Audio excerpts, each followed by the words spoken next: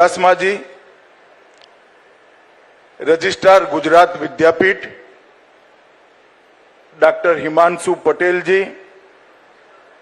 Dean Gujarat Vidyapith Shri Ajay परेख जी, trustee मंडल के सभी सम्मानित सदस्य श्री हसमुख भाई पटेल, श्रीमती आयशाबेन पटेल, श्री चंद्रवदन भाई शाह, श्री विशाल भाई भडानी, श्री सुरेश भाई रामानुज, यहां उपस्थित सभी गणमान्य अतिथिगण और आज जो 900 विद्यार्थी यहां से दीक्षा प्राप्त कर समाज जीवन में जा रहे हैं, जो कि इस कार्यक्रम की आत्मा है, वो सभी विद्यार्थीगण और गुजरात विद्यापीठ के सभी प्राध्यापक और अभी जिनको डिग्री मिलना बाकी है, उपाधि मिलना बाकी है, ऐसे सभी विद्यार्थी, आप सभी को मेरा राम राम, वंदे मातरम।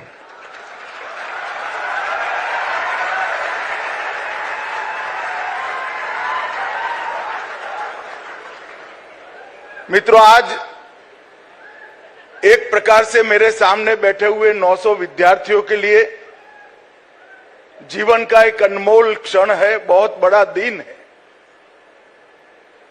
मगर आज मेरे लिए आपसे भी बड़ा दिन है, क्योंकि मैं गुजरात विद्यापीठ की लाइब्रेरी का बहुत गहन अभ्यास करने वाला वाचक रहा हूं और मेरे जीवन में मैंने कभी कल्पना नहीं की थी कि मैं कभी गुजरात विद्यापीठ के दीक्षांत समारोह में मुख्य अतिथि के रूप में भाषण करूंगा। मैं बहुत छोटा था तब से पूज्य बापू का प्रशंसक भी रहा हूं, एक प्रकार से अनुयायी भी रहा हूं, क्योंकि मेरी मां महात्मा की एक अनन्य अनुयायी थी। मेरे जीवन के शुरुआती जीवन के एक बहुत बड़े कालखंड तक मैंने खादी भी बुनी है और सूत भी काता है, और आज आप यहां पर विद्यार्थी के नाते खादी के संकल्प को लेके पढ़ाई तक खादी पहनते हो। मेरी मां ने मुझसे एक व्रत लिया है कि जीवन पर्यंत मुझे खादी ही पहननी है।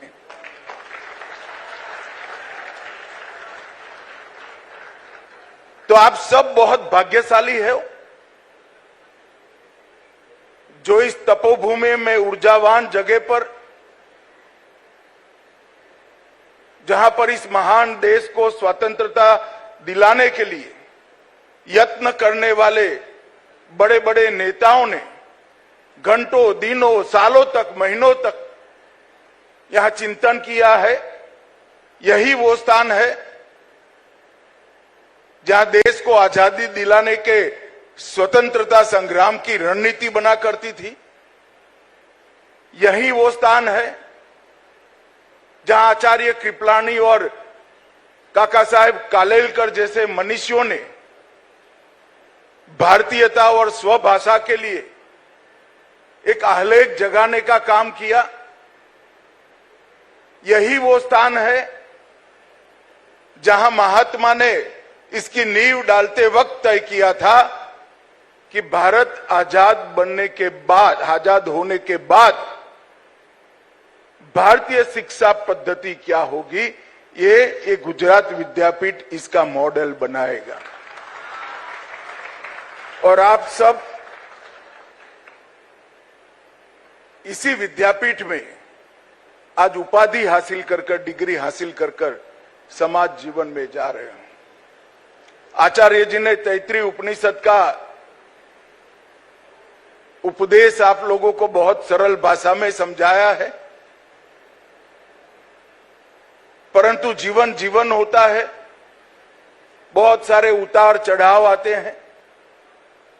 मैं आज विद्यार्थियों से और दीक्षा लेकर जाने वाले उपाधि प्राप्त भारत के नए नागरिकों को भी एक संदेश देना चाहता हूं।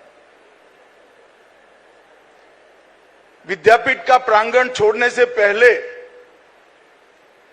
आप आपके जीवन का एक लक्ष्य जरूर तय कर लेना,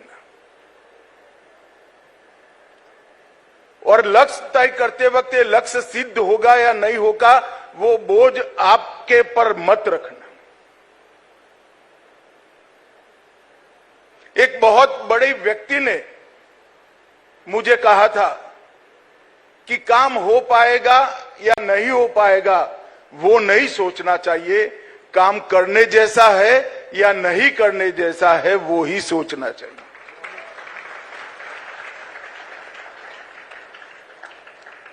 जीवन में एक लक्ष्य तय कर विद्यापीठ के प्रांगण के बाहर पैर रखेगा, और दूसरा लक्ष्य अपने लिए मत तय करना, देश के लिए, समाज के लिए, गरीबों के लिए, लोगों के लिए तय करना।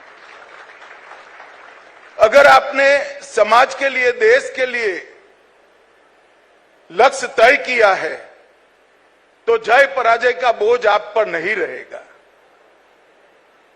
कितनी भी कठिनाइयां जीवन में आएगी, निराशा कभी उत्पन्न नहीं होगी।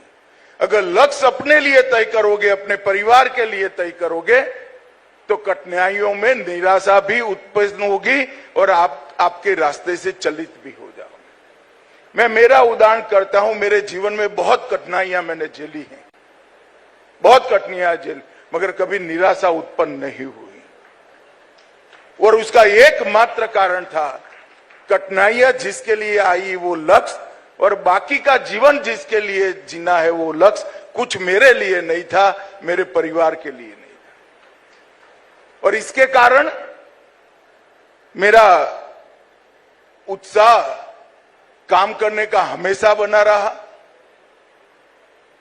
निराश करने के लाख प्रयत्नों के बाद भी मैं कभी निराश नहीं हुआ,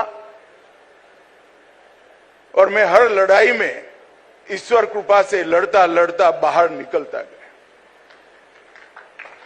मित्रों, आज प्राण जीवन भवन के इस प्रांगण में आप लोगों के साथ बात करते हुए मैं एक बात बताना चाहता हूं। मैंने मेरे जीवन में बहुत सारे महापुरुषों को पढ़ा है, उनके बातों के, विचारों के, लेखन के तत्व को समझा भी है, और आज के समय के अनुरूप सारगर्भित तरीके से उनके संदेश को अनुवादित करने का भी प्रयास किया है। मगर मैं ये सब पढ़ने के बाद आज आपको एक बात बताना चाहता हूं, गांधी जी का संदेश उस वक्त भी इतना रिलेवेंट था, आज भी इतना रिलेवेंट है, और 100 साल के बाद भी इतना रिलेवेंट है। ये कभी कालबाह्य नहीं होगा। न केवल देश, पूरे दुनिया के कल्याण का मार्ग वही है। और गांधी जी के संदेश में अभी यहां एक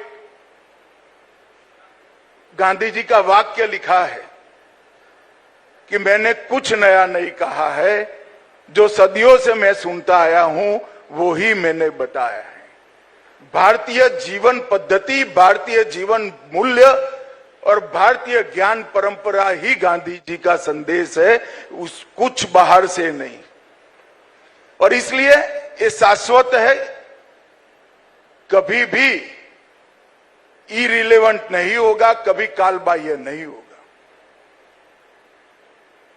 आज 900 युवाओं को यहां से उपाधि प्राप्त होगी, डिग्री प्राप्त होगी। 11 युवाओं को गोल्ड मेडल भी दिए जाएंगे, और यहां से आप बाहर जाएंगे तब ढेर सारी चुनौतियों का, पारिवारिक चुनौतियों का, सामाजिक चुनौतियों का आपको सामना करना पड़ेगा। मगर यहां जो सीखे इसका नित्य साधना और स्वाध्याय करते रहेंगे तो मार्ग अपने आप निकल आएगा। और जिस जगह पे आप इतना समय रहकर पढ़े हैं वो भारतीय शिक्षा को प्रयोगों से आपके कोर्स में ढालकर बनाई गई जगह है। ग्राम केंद्रित विकास मॉडल और ग्राम केंद्रित अर्थव्यवस्था, इसके बुनियादी तालीम, मैंने आते आते दिखा बुनियादी तालीम को अब नई तालीम कहते हैं, मगर महात्मा ने उसका नाम बुनियादी तालीम रखा था। बुनियादी तालीम आपको यहां दी गई है और यहीं पर आपको स्व से पर जाने की, खुद की जगह सबकी सोचने की शिक्षा भी दी गई।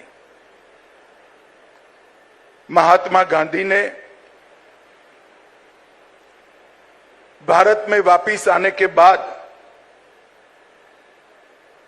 गोपाल कृष्ण गोखले जी की सलाह को मानते हुए पूरे भारत का परिभ्रमण किया था। इतनी भिन्न भिन्न भाषाएं, अनेकानेक बोलियां, अनेकानेक पहरवेश, अनेकानेक खान पान, अनेक धर्म, फिर भी महात्मा जब वापिस आए तब चंपारण में राजेंद्र बाबू को कहा था कि मैंने इस देश में एक अद्भुत एकात्मता का दर्शन किया है, ये देश में कुछ भिन्न नहीं। और उसी चीज को उन्होंने अपने जीवन में अनेक प्रयोगों के माध्यम से जमीन पर उतारने का काम किया। और हमारी संस्कृति के अनुसार शिक्षा का मतलब क्या है, उसका प्रयोगशाला एक गुजरात विद्यापीठ था जहां आप पढ़े हैं, जो अब विश्वविद्यालय है। 1920 का असहयोग आंदोलन, 1930 की दांडी यात्रा और 42 का भारत छोड़ो आंदोलन आने के बाद 20 तक, 20 से 30 तक और 30 से 42 तक ये व्यक्ति ने गहन चिंतन कर भारत की आजादी का एक नक्शा खींचने का काम किया था। और 18 अक्टूबर 1920 को गुजरात विद्यापीठ का विचार भी हुआ, स्थापना भी हुई। पूज्य बापू का विचार था कि स्वाधीनता तब तक अधूरी रहेगी जब तक हमारी भाषा, हमारी संस्कृति, हमारा श्रम और हमारा उद्देश्य राष्ट्रीय न हो, अपना न हो। अगर स्वभाषा नहीं है तो स्वराज कभी मिल ही नहीं सकता।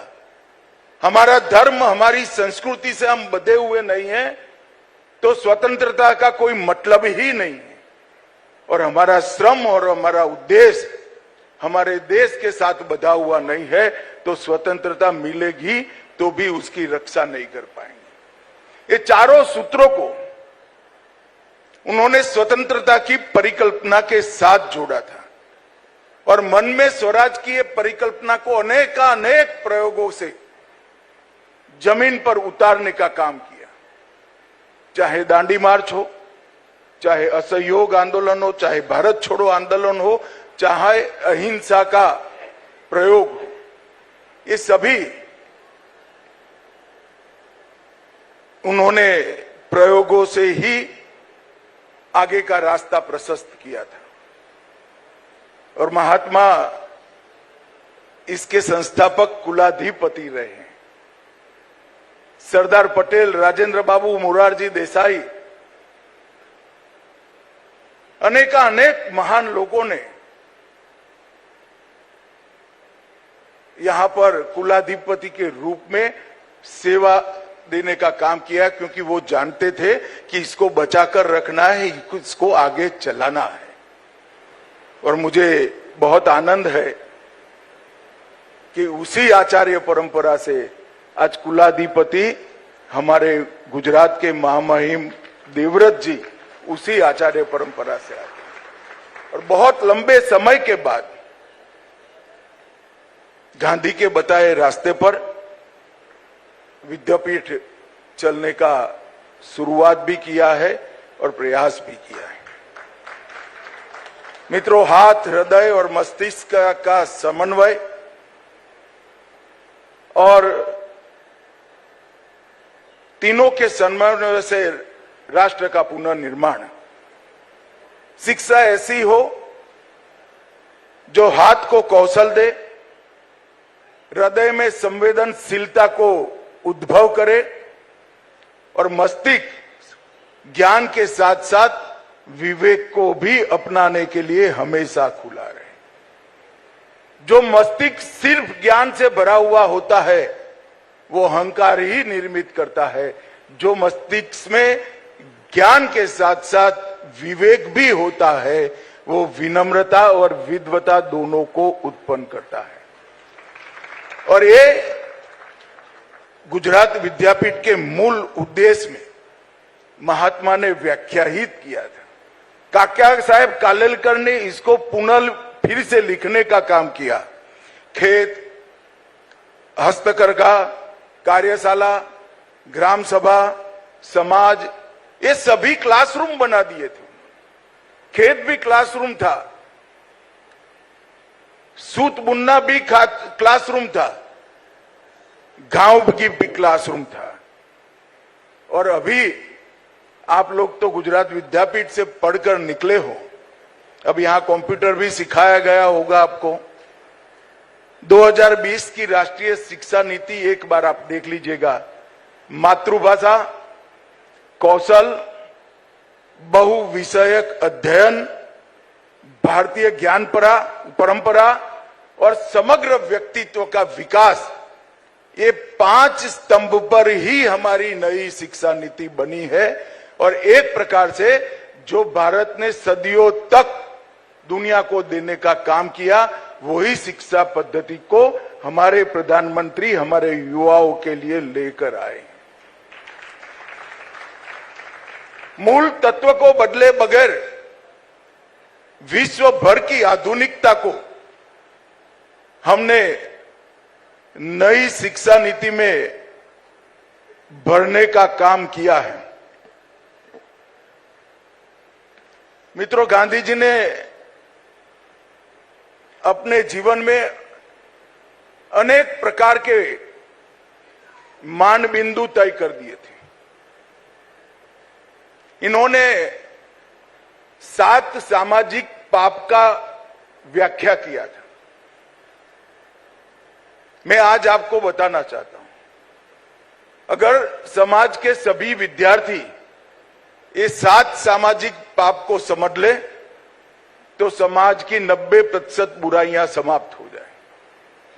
उन्होंने सबसे पहले कहा सिद्धांत विहीन राजनीति पाप है।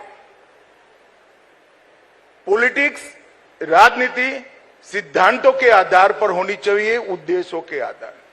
जो पॉलिटिक्स स्वयं के लिए होती है, राजनीति स्वयं से लिए करता है, वो एक प्रकार से पापी है। उन्होंने कहा नैतिकता विहीन व्यापार, ट्रेड, बिजनेस, इंडस्ट्रीज, इसके अंदर नैतिकता होनी चाहिए। अगर नैतिकता का आधार नहीं है तो हम धन पशु ही बन जाएंगे और कुछ नहीं बन पाएंगे।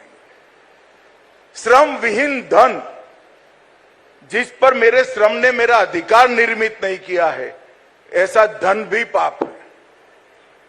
विवेक विहीन ज्ञान और भोग, मैं मेरी जरूरत से ज्यादा चीजों का उपभोग करूंगा तो वो पाप है। और मेरे ज्ञान का उपयोग मैं अकेले स्वयं के लिए करूंगा तो भी पाप है। तो विवेक विहीन भोग और ज्ञान दोनों को उन्होंने पाप किया। चरित्र विहीन, कैरेक्टर के बगैर का ज्ञान, ये भी पाप कहा। मानवता विहीन विज्ञान, विज्ञान का उद्देश्य पृथ्वी का और मानव जात का कल्याण करने का होना चाहिए, ब्रह्मांड का कल्याण करने का होना चाहिए। तो मानवता विहीन विज्ञान को भी पाप कहा, और किसी भी प्रकार की उपासना उसमें त्याग नहीं है तो वो भी पाप है, आडंबर है। तो त्याग विहीन उपासना को भी उन्होंने पाप किया। मैं आज सभी युवाओं को ये 7 पाप हमें हमेशा याद रखना चाहिए। हम कोई इतने बड़े महापुरुष नहीं है कि कभी इसमें से कोई पाप हमसे नहीं होगा, मगर इसका बोध रहेगा तो करते हुए झिझकेंगे जरूर, रुकेंगे जरूर और करेंगे। कभी कभार आपद धर्म में करना पड़ा तो प्रायश्चित भी इसका हम कर ही लेंगे। उन्होंने 11 सूत्र व्रत दिलवाए थे। सत्य, अहिंसा, अस्तेय, ब्रह्मचर्य, अपरिग्रह, सरिश्रम, अस्वाद, अभय, सर्वधर्म संभाव, स्वदेशी और अस्पृश्यता का निवारण।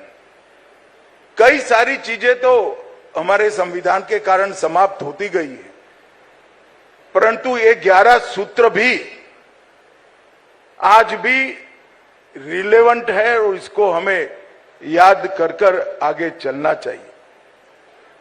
मित्रों, गांधी जी ने धर्मांतरण को, स्वधर्म को, धर्मांतरण को एक प्रकार से पाप बताया था और स्वधर्म के अनुसार जीने की आज आपने प्रतिज्ञा भी करी है। खादी एक विचार नहीं है, एक आर्थिक गतिविधि नहीं है, एक कंसेप्ट है कि मेरे हर जीवन के क्रियाकलापों में मैं मेरे साथी देशवासी की चिंता करूंगा। एक कंसेप्ट को बापू ने आगे बढ़ाया था। मुझे कहते हुए बहुत आनंद है कि 2013-14 में खादी ग्राम उद्योग का टर्नओवर 31,000 करोड़ था। 25-26 में 1,87,000 करोड़ तक खादी का टर्नओवर पहुंचा। गांधी जी ने स्वच्छता का आग्रह रखा। आज घर में देश में एक भी घर ऐसा नहीं है जहां शौचालय नहीं है। मोदी जी ने नई पीढ़ी में स्वच्छता के संस्कार को उनकी शिक्षा के साथ ही जोड़ने का काम किया। स्वभाषा के लिए दुनिया की कोई भी भाषा सीखने में कोई तकलीफ नहीं है, मगर मैं मेरी भाषा में बोलूंगा तो मैं छोटा हो जाऊंगा। इससे बड़ा कोई पाप हो ही नहीं सकता, क्योंकि भाषा ही हमें देश के संस्कार और इतिहास के साथ जोड़ती है और जड़ों के साथ जोड़ती है। अगर जड़ ही कट गई तो बड़े से बड़ा दरख्त भी टिक नहीं सकता था। इसलिए गांधी जी ने स्वभाषा पर भी आग्रह दिया। ग्राम स्वराज, ग्राम समृद्धि और सहकारिता, ये तीनों पर भी बल दिया। अभी नरेंद्र मोदी जी की सरकार ग्राम स्वराज, समृद्ध ग्राम और कोऑपरेटिव तीनों पर नए सिरे से बहुत कुछ काम कर रही है और राष्ट्र का पुनर्निर्माण, आप गांधी को पढ़ेंगे तो कभी भी नवनिर्माण शब्द नहीं मिलेगा आपको। ये देश बहुत बड़ा था, गुलामी के कालखंड में टूटा, तो गांधी जी ने हमेशा पुनर्निर्माण शब्द प्रयोग करा है, कभी भी नवनिर्माण शब्द। एक प्रकार से बहुत औपचारिक दृष्टि से देखे तो पुनर्निर्माण और नवनिर्माण में कोई बड़ा फर्क नहीं है, और बारीकी से देखे तो बहुत बड़ा फर्क है। सिद्धांत वो ही होंगे जो हजारों सालों से थे, आधुनिक हम होंगे और पुनर्निर्माण करेंगे। नवनिर्माण का मतलब है कि दूसरों से लाए हुई पद्धति से नया बनाएंगे। नया बनाने की जरूरत नहीं है, हमें आधुनिक होना है और हमारे जो मूल तत्व है इसको संभाल कर रखना है। ये सारी चीजों पर गांधी जी ने बहुत बल दिया था। आज 2014 से 2026 तक 12 साल से देश एक प्रकार से पुनर्निर्माण के रास्ते पर चल पड़ा है। देश का सामर्थ्य, समृद्धि, सुरक्षा, आत्मनिर्भरता और नेतृत्व में नैतिकता, ये सारे सिद्धांतों को मूल बनाकर 14 से 26 तक नरेंद्र मोदी जी की सरकार ने एक चलने का प्रयास किया है, सफल प्रयास किया है। और जब आजादी के 75 साल हुए, आजादी के 75वां वर्ष मनाया जाता था, तब उन्होंने देश के युवाओं के सामने एक संकल्प रखा। मैं युवाओं के सामने इसलिए कह रहा हूं कि शायद हम सब मंच में बैठे हैं, उसमें से 2047 में बहुत कम लोग होंगे, मगर मेरे सामने जो बैठे हैं, जो विद्यार्थी बैठे हैं, वो सारे 2047 में। आप वो भाग्यवान लोग हो जो देश की आजादी की शताब्दी देखोगे। और उस वक्त देश हर क्षेत्र में विश्व में सर्वप्रथम होना चाहिए। ऐसे भारत की कल्पना लेकर, संकल्पना लेकर देश आगे चल पड़ा है। हम सर्वप्रथम तो होंगे, मगर सिर्फ हमारी चिंता नहीं करेंगे, पूरे ब्रह्मांड की चिंता करेंगे। हम सर्वप्रथम तो होंगे, शक्तिशाली भी होंगे, मगर शक्ति का उपयोग विवेक के साथ करेंगे। हम समृद्ध तो होंगे, मगर हमारी समृद्धि, देश की समृद्धि, देश के हर नागरिक और दुनिया भर के हर पीड़ित के लिए होगी। ये परिकल्पना के साथ नरेंद्र मोदी जी ने 2047 के भारत की कल्पना आज के युवाओं के सामने रखी है। आज आप सब दीक्षा का अंत कर दीक्षांत समारोह के बाद यहां से जा रहे हैं, तब मेरी अनंत अनंत शुभकामनाएं आप लोगों के साथ है। ईश्वर आपको जहां भी आप काम करें बहुत बहुत सफलता दे, और गांधी जी के 7 पाप और 11 सूत्रों को आप जीवन भर याद रखकर आपकी प्रगति करिए। ऐसी बहुत बहुत शुभकामनाएं। वंदे मातरम।